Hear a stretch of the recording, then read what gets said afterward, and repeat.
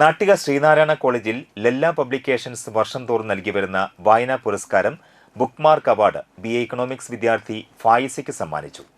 Vayalar award ജേതാവും Kerala സാഹിത്യ academy vice പ്രസിഡന്റുമായ അശോകൻ ചരുവിൽ പുരസ്കാരം നൽകി. കഥാകൃത്ത് ബാപ്പു വലപ്പാട് മുഖ്യ പ്രഭാഷണം നടത്തി. എഴുത്തുകാരിയും പൂർവ്വ വിദ്യാർത്ഥിനിയുമായ ലിൻഡ ജാനകി മുഖ്യാതിഥിയായ ചടങ്ങിൽ പ്രിൻസിപ്പൽ ഡോക്ടർ ജയ PS അധ്യക്ഷത വഹിച്ചു.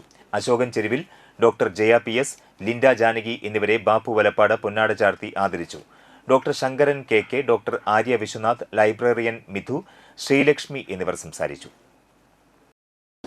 എൻ്റെ ജീവിതത്തിൽ വലിയ സ്വാധീനമാണ് ചെലുത്തിയിട്ടുള്ളത്. ഞാനിവിടെ വരുന്ന കാലത്ത് തന്നെ എഴുത്തുമായി ബന്ധപ്പെട്ടിട്ടുള്ള ഒരാളാണ്. അങ്ങനെ പറയാൻ പറ്റില്ല. കുറച്ചൊക്കെ വായിക്കും.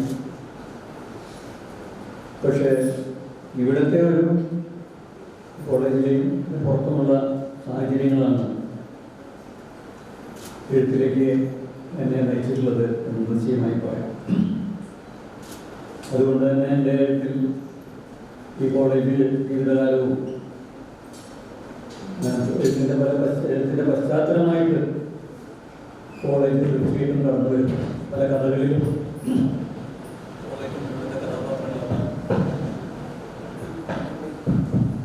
ഒക്കെ തന്നെ കടന്നു വരുന്നുണ്ട്. ഇത് പാറ്റൂർക്കടവ് നോവല് വായിച്ചിട്ടുള്ളവർക്കും അറിയാം. അതിൻ്റെ പശ്ചാത്തലമായിട്ട് ഈ പ്രദേശം ഈ കോളേജ് തന്നെ വരുന്നു. മാത്രമല്ല